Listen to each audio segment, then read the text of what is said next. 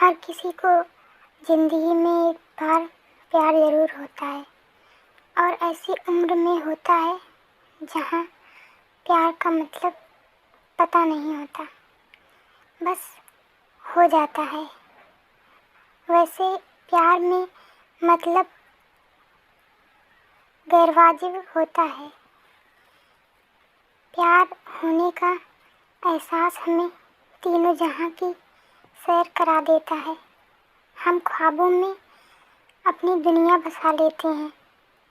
हमें महबूब के अलावा किसी चीज़ से मतलब नहीं होता। उसका दीदार हमारे दिल को सुकून दिलाता है। उसकी हर बात हमारे कानों से उतरकर दिल को छूने लगती है। उसकी हंसी मानो सारी दुनिया की खुशी समेटकर हमारे आंचल में डाल दी हो। उसका रोना जैसे खुदा की रुसवाई, उसका चलना रुकना फिर चलना दिल के तार छेड़ देती है।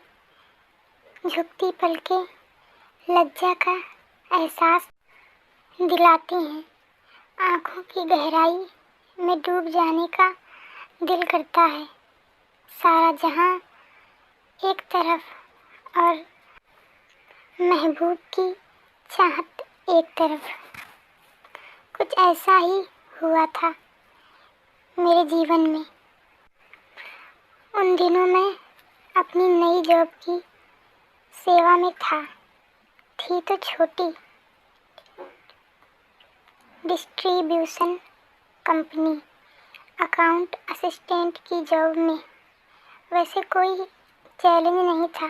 टाइम पे आना, टाइम पे जाना, टाइम पे खाना, सुकून भरी ज़िंदगी थी। लंच टाइम के बाद टहलने के लिए काफ़ी वक्त मिलता था। कुछ महीने बीत गए। एक दिन अचानक मेरी नज़र ऑफिस के बाहर एक लड़की पर पड़ी।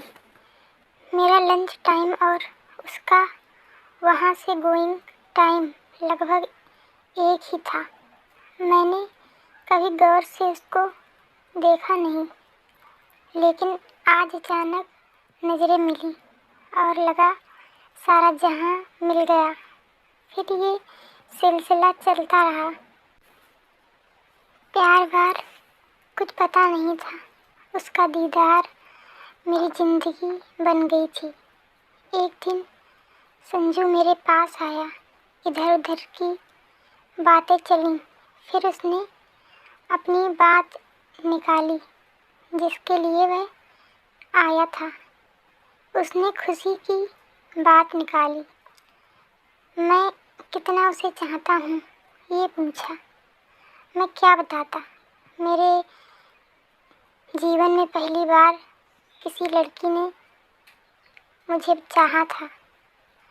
वह एहसास मेरे लिए किसी धन दौलत से कम नहीं था। कोई लड़की ने मुझे मिलने की इच्छा जताई थी। उसी दिन शाम को फ़ोन आया।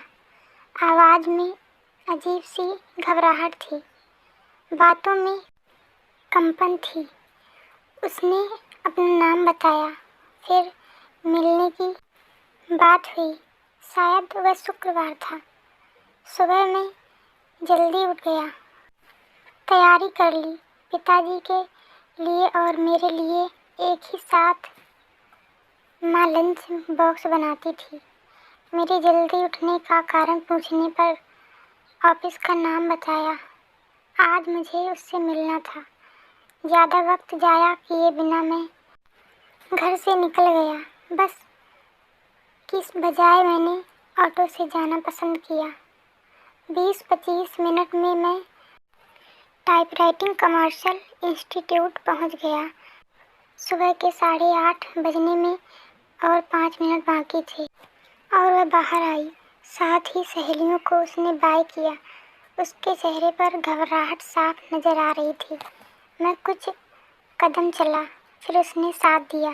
थोड़ी दूर जाकर एक कोने में मैंने अपनी चाहत का इजहार किया। उसने भी चाहत में हामी भरी।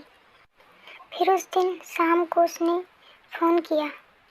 1998 में मोबाइल नहीं थे, ना ही उसका कोई नंबर मेरे पास था। बस उसका मुँह बोला भाई था, संजू। मेरे लिए तो उससे मिलना जितना मुश्किल था उतना ही आसान था। अब मैं अपना लंच जल्दी लेने लगा। फिर वॉशरूम जाने के बहाने हम लोग 5 मिनट के लिए सही रोज़ मिलने लगे।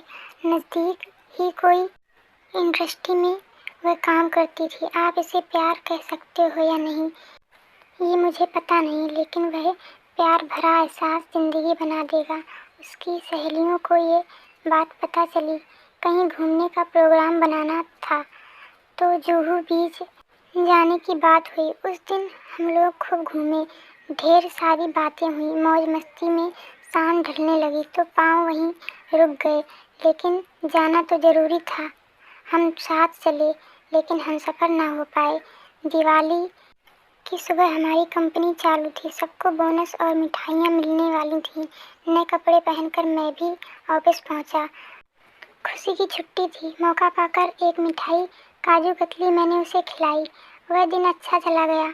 हम ऑफिस से निकल ही रहे थे तो फ़ोन की रिंग बजी। मैंने फ़ोन उठाया।